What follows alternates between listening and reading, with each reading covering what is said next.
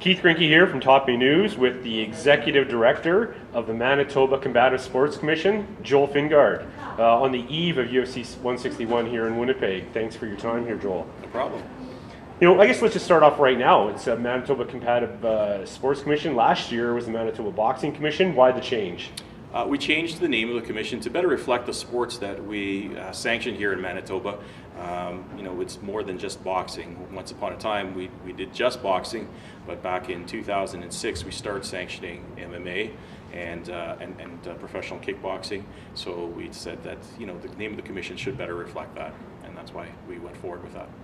So, June 15th, the biggest day of your career here as the executive commissioner, in my opinion. You've had a number of quiet years here in Manitoba, and this must be the busiest year that you've experienced now. Well, with the UFC here, there's lots of preparation. There's things that we not necessarily had seen or dealt with in previous events, and so there's a bit of a learning curve on some things.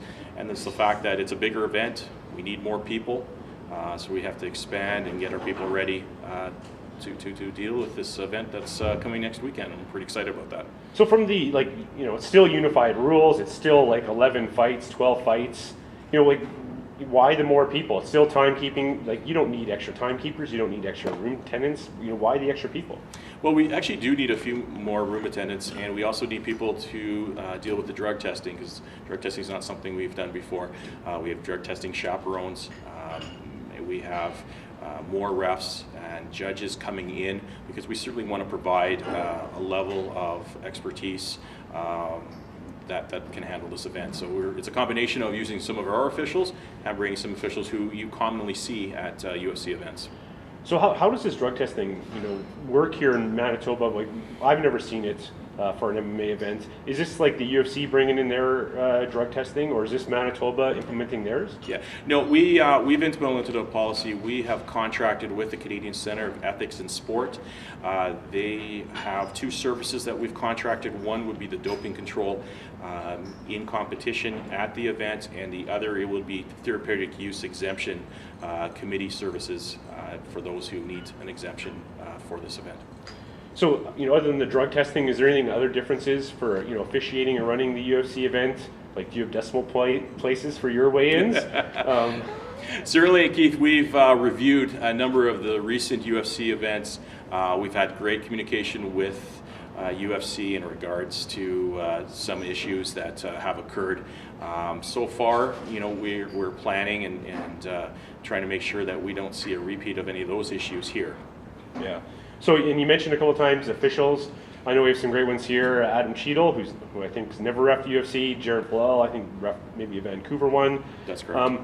We've got judges, Rogers, Greg Jackson, who haven't done UFC's events before. Are we going to see a couple officials here, breaking their UFC cherries? Well, Sal Signorino will be one of the judges who hasn't worked a UFC event yet.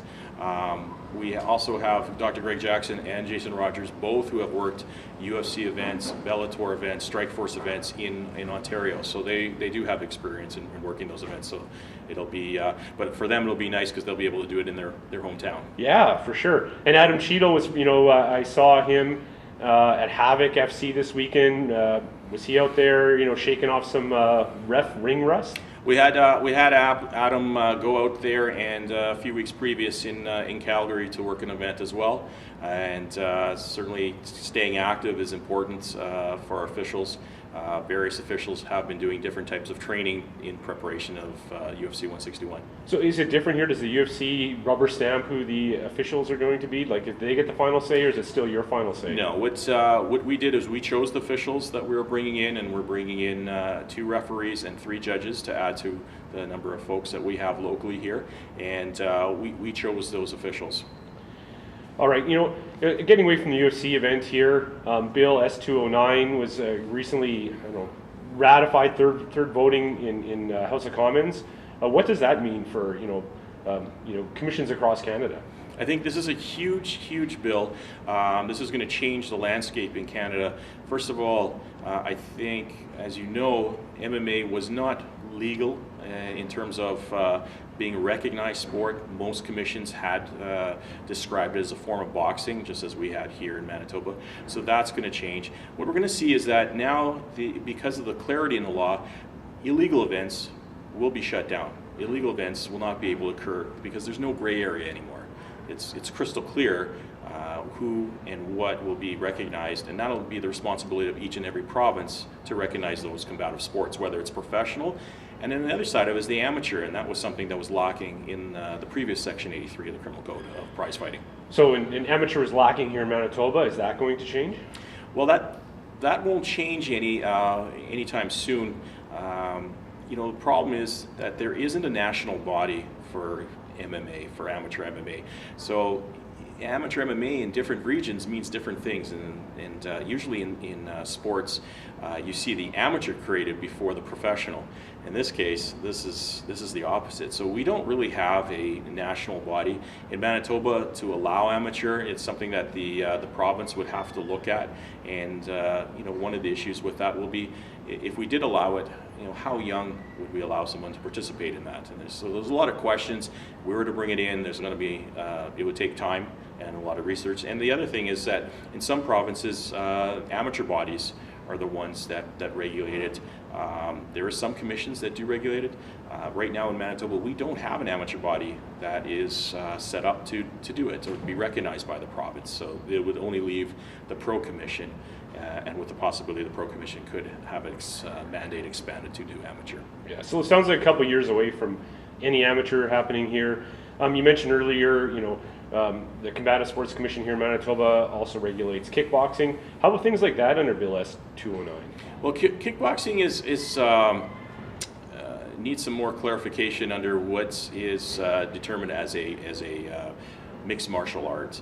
Under amateur, it's very clear. It could be whatever combative sport that the province wants to recognize.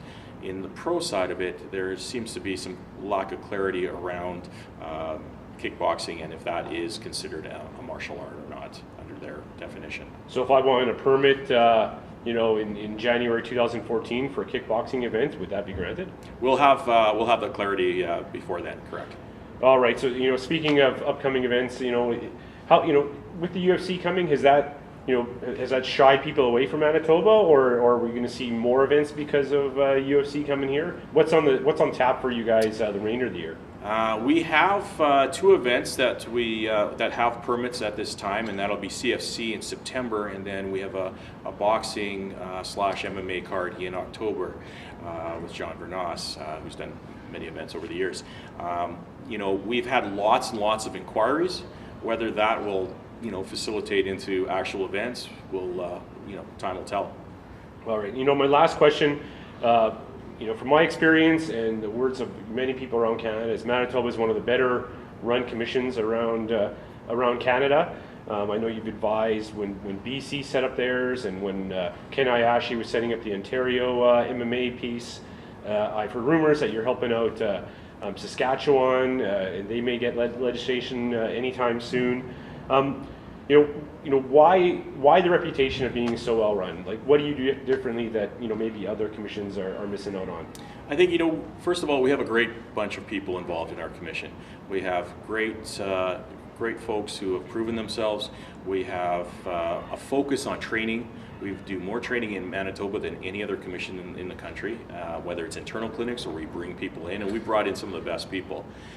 We do have a very good act and regulations in place. I think that's really important, and I just think we run things how they should be run, and we look at how things are run in other jurisdictions, and we learn from those lessons, whether it's good or bad, and bring those to Manitoba and try and always change, because this sport, especially of MMA, is always adapting, and we need to adapt with it as well. All right, I said that was the last question, but this is my last question. What are you looking more forward to?